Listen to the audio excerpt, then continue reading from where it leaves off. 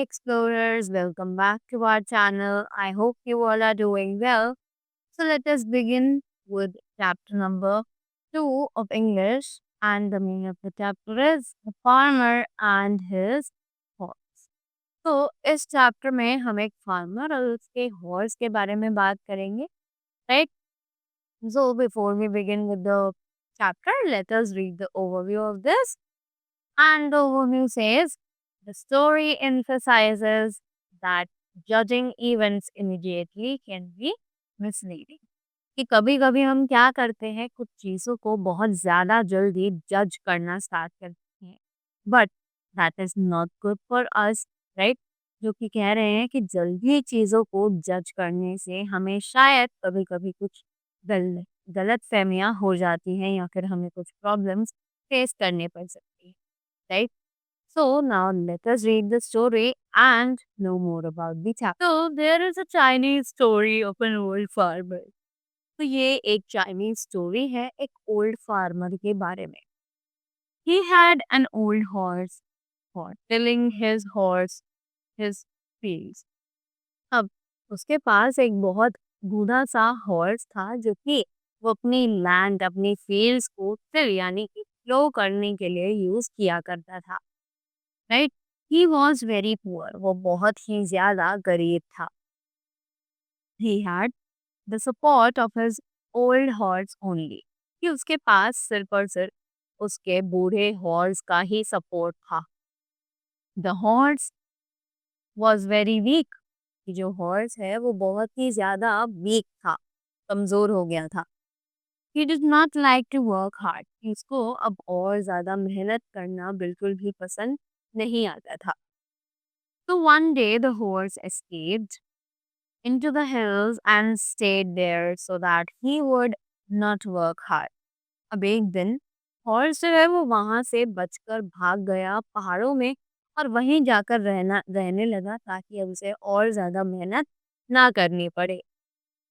When all the farmers neighbors came to know about it, जब सभी farmers को neighbors को इस चीज के बारे में पता चला, they came to him and sympathized over his bad luck.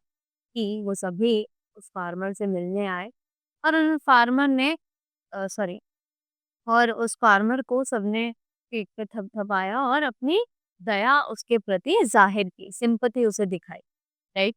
The farmer was a wise man, कि जो फार्मर है वो बहुत ही ज्यादा वाइज था यानी कि अच्छा आदमी था. He reply, bad luck, good luck, who knows.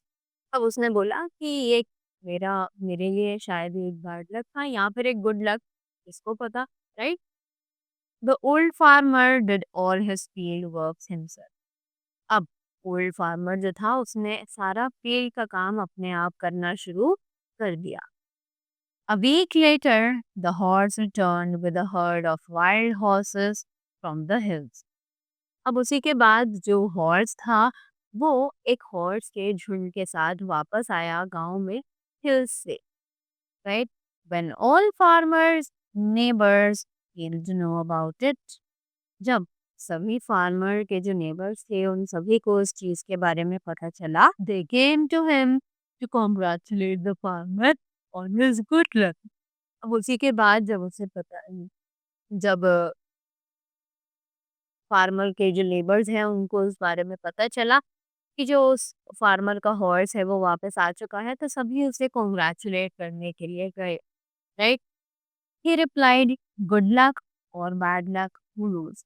अब उसने तब भी यही बात बोली कि ये गुड लक है या बैड लक है मुझे नहीं पता और ये चीज किसी को भी नहीं पता. One day, the farmer's son was attempted to tame one of the wild horse. He fell off its back and broke his right leg. एक दिन उसी फार्मर का जो बेटा है उसने ट्राई किया कि वो एक वाइल्ड हॉर्स को टेम यानी कि अपने अंडर ले ले और वो उसी चीज से वहां पर गिर गया उसकी कमर से और अपनी राइट लेग उसने तुड़वा ली. Everyone thought this very bad luck, कि हर किसी ने सोचा कि ये बहुत ही ज्यादा बुरा है और ये नहीं होना चाहिए था. But not the farmer, he said bad luck और गुड लक, हू नोज़। और उसने बोला कि हमें नहीं पता कि ये बैड लक है या फिर गुड लक है, किसी को कुछ नहीं पता। Some weeks later, the army marched into the village and conscripted every able-bodied youth they found there. अब कुछ हफ्तों बाद आर्मी जो है वो मार्च करते हुए वहाँ विलेज में आए और उन्होंने अपने साथ उन सभी लोगों को, उन सभी बच्चों को, यूथ को, जवानों को शामिल कर लिया जो कि अपनी बॉडी से बिल्कुल ठीक थे।